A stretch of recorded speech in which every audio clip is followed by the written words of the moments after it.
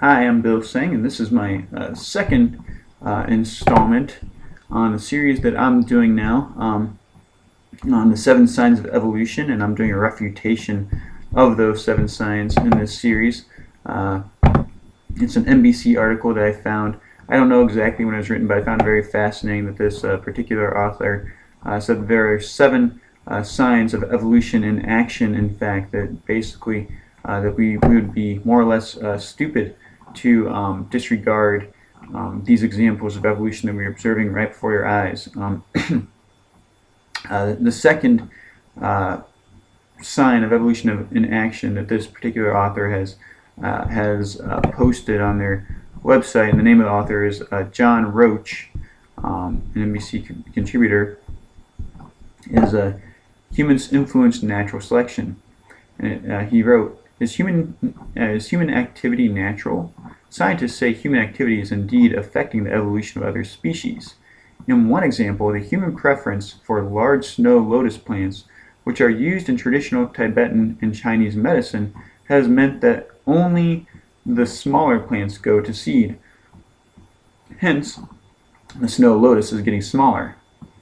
The snow lotus is getting smaller. Well, I already said that. In another example, scientists have found that human preference for trophy game, such as big fish and caribou, is driving these species to become smaller and reproduce at younger ages.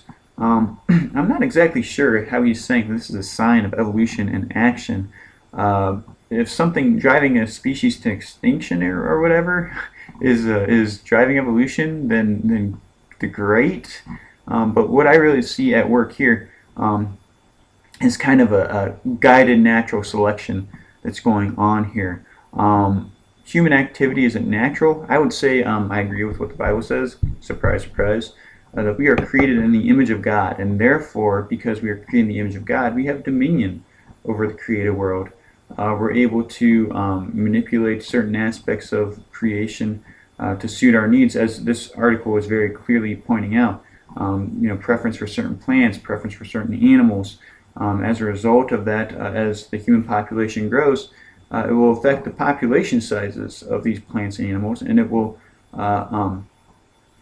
lead to the emphasis of larger populations of certain animals and smaller populations of other animals.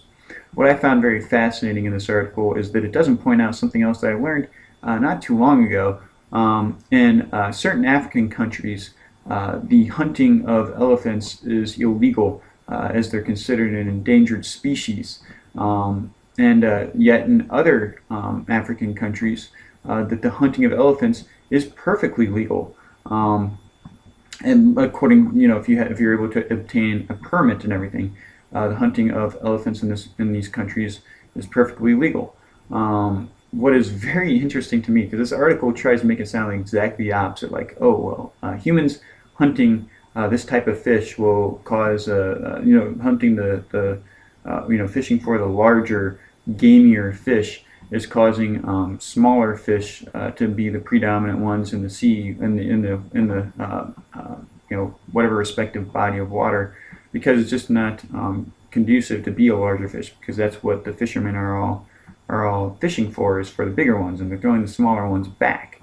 In these African countries, you'd be very surprised to learn that in the countries where hunting elephants is legal, the population of elephants is actually larger in those countries than the ones where it's illegal. Why is that? Well, let's look at it this way. In these populations where it is illegal to hunt elephants, why would it be smaller? Why would the population size be smaller? Well, let's face it, elephants are not good for crops. They're not good for families. They're not good for just being around in general. They leave large messes and are very destructive. And because of that, the people who are native to those countries don't really care for elephants too much. So what happens when a poacher comes along to exterminate these elephants and to make a profit off of it themselves? Well, ultimately, what the natives of the country, or the residents of the country, whatever you want to call them, they ultimately say, well, yeah, I don't really like elephants too much. They're kind of a pain. They threaten my family's well-being. They destroy my crops. They just destroy my land in general. So yeah, if we had a poacher come here and kill a couple elephants or wipe them out entirely, I'm totally cool with that, because elephants are a burden to me and I don't want to deal with them. And I can't take care of them myself. So I might as well leave it to somebody else to come along. Whether they do it legally or illegally is inconsequential to me. Well, let's look at the places where hunting elephants is legal on permit. Ultimately, these countries sell permits to hunters to hunt elephants. Well, if they're selling permits to these people that are hunting, what do these countries have to make sure of? Well, they have to make sure that there's elephants there to hunt, and that's a significant industry for their countries. And by allowing the hunting of elephants, they're actually making money from selling these permits to them. So they have to actually herd and to breed elephants in order to keep their population up. So there's elephants there to hunt.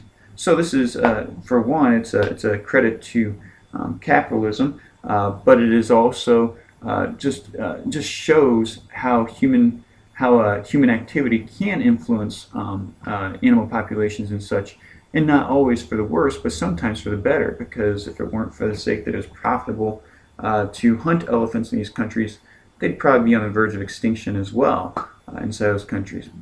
Because apparently making it illegal doesn't stop it from happening. Matter of fact, it makes it more of a commodity to be able to purchase elephant parts, because it's more rare and it's going to be more expensive, and the poacher's going to be able to make a larger profit than these people who do it commercially, who sell it on a legal basis for each permit that they sell. So I found that fairly fascinating about this article, that it misses that point altogether. Let's see here. How does it have anything to do with being a sign of evolution? It really isn't. I mean, it's showing the change of habitat. It's showing the change of population sizes. It is showing an example of natural selection. Again, natural selection is not evolution.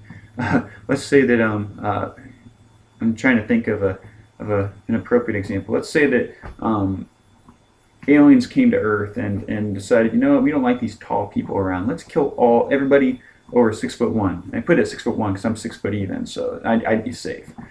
So let's kill off everybody over 6'1". So everybody over the size of 6'1" is killed off.